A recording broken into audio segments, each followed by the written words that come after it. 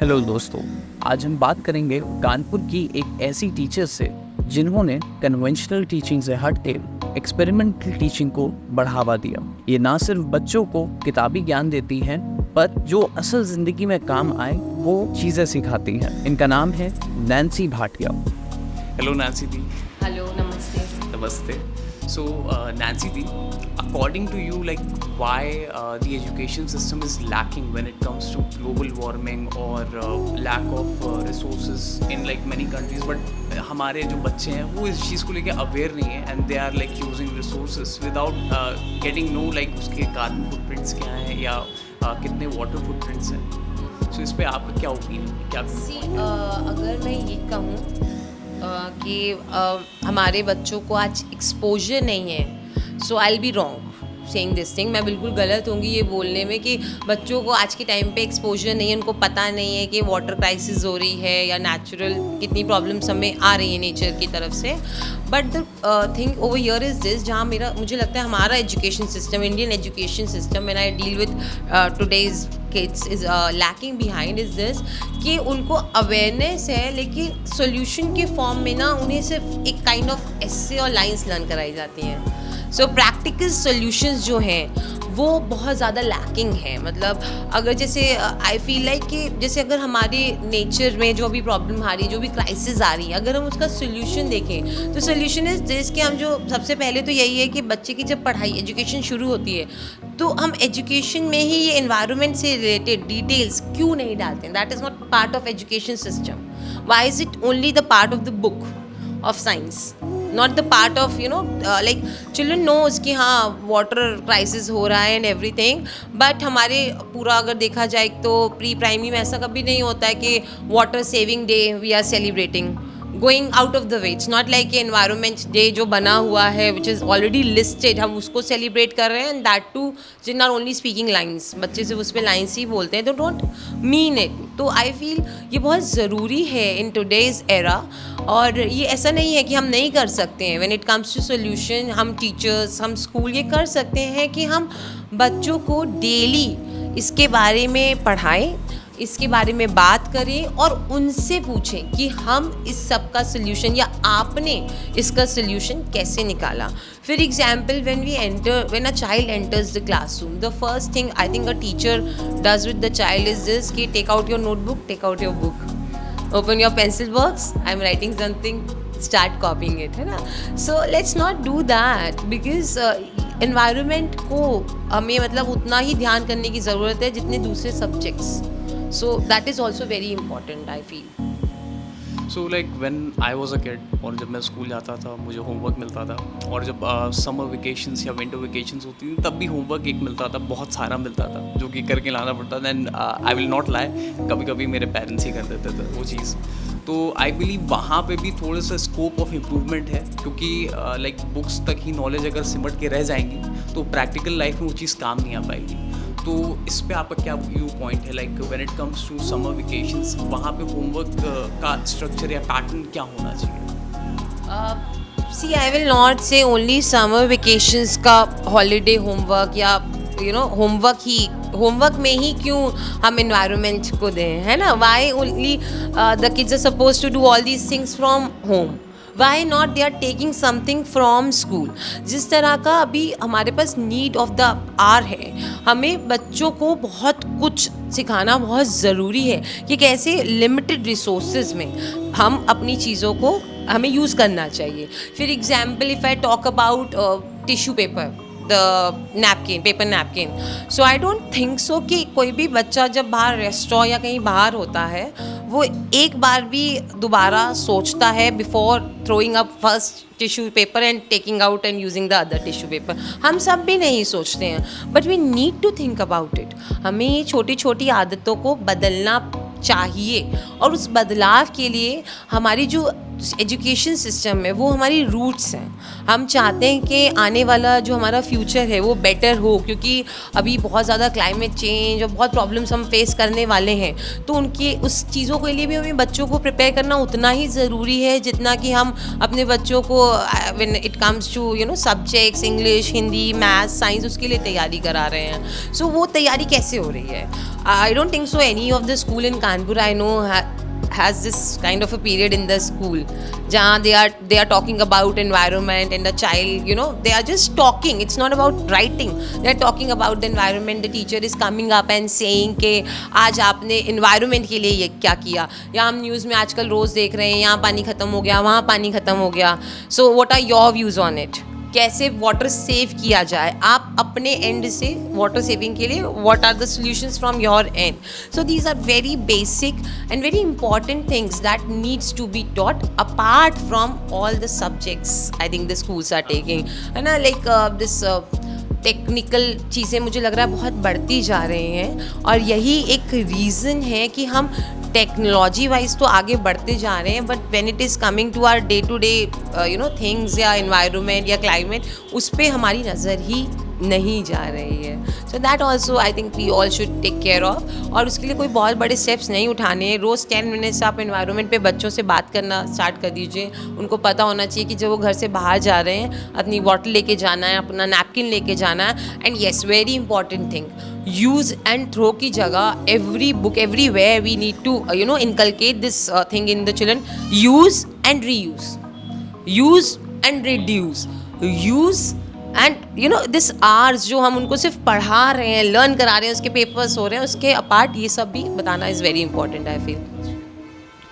So recently मैं एक नाम नहीं लूँगा इंस्टीट्यूट का, वहाँ पे मैं गया, इन्वायरमेंट डे था. So I spend some time there, और मैंने देखा वहाँ पे लोग इन्वायरमेंट डे जूसेस के साथ, समोसों के साथ मतलब लाइक मना रहे हैं इन्वायरमेंट डे, बट कोई लाइक एक्शन नहीं लिया जा रहा है. So like according to you environment day, like environment को लेके तो हमें हर दिन लाइक सजग होना चाहिए, लेकिन on when it comes to environment day, that specific day, हम क्या वो एक्टिविटीज़ क्या कर सकते हैं जो बच्चों में थोड़ा सा इम्पैक्ट डालें साइकोलॉजिकली, कि that environment is the most important thing. Because like at this point of time we need intelligent people, but at the same time we more need wise people on our earth. I would like to add on one more thing over here कि हमें सिर्फ intelligent और wise people की ज़रूरत नहीं है, हमें इंसान की ज़रूरत है, द रियल इंसान, humanity. Even my kids are coming up with a nukkad natak on that. We need humans, हमें इंसानों की ज़रूरत है, मशीनों की नहीं है. सो अभी हम क्या हो रहा है, हम I think slowly and gradually हम मशीन्स बनते जा रहे हैं, हम और मशीन्स का मैन्युफैक्चरिंग कर रहे हैं, in which I blame myself as well, because मैं भी हूँ इस टीचिंग, इस पूरे पैटर्न का पार्ट. मैं भी बच्चों को लाइन्स लर्न कराती हूँ, है ना, एंड वीडियो. तो हमारी जो एक इन्फॉर्मेशन है बच्चों के साथ when it comes to environment day और एनी सच नेचुरल डे या एनी सच थिंग्स, सो हमारी जो बच्चों के साथ एक सोच है, एक्टिविटी है, वो एक photos, videos, you know, Chinna going and planting something, and then their photos and videos are made, and then it comes up on the social media. I think this is not the solution. Not even explaining them, but we need to tell them कि how to carry this forward. सिर्फ एक दिन सिर्फ जाके बीज लगाने से तो कुछ नहीं होगा, उसका ध्यान रखना पड़ेगा.